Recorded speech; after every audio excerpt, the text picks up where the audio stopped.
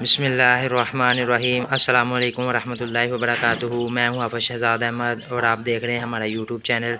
ये देखें, हमने अपनी मुर्गी बिठाई हुई थी अंडों पर और उसने माशाल्लाह से बच्चे निकाल लिए हैं। सब माशाल्लाह कहिए ज़रूर। और माशाल्लाह कितने निकल आए हैं? 2 3 4 5 6 7 8 9 10 निकल आए हुए हैं।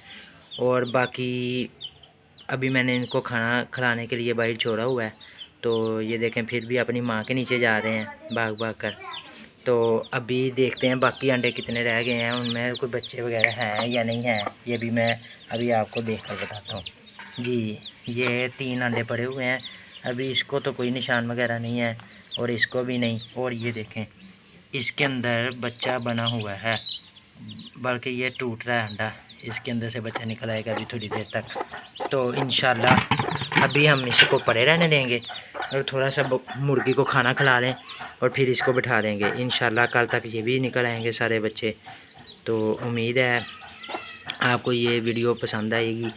इसे मेहरबानी कर कर दोस्तों के साथ शेयर लाइक ज़रूर कीजिए और दुआ कीजिए कि हमारे शो को अल्लाह सलामत रखे और इसी तरह हम आपको वीडियो भेजते रहें।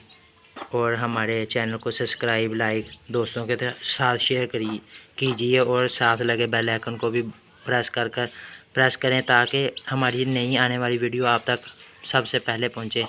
शुक्रिया। अस्सलामु अलैकुम वरहमतुल्लाहि वबरकातुहू।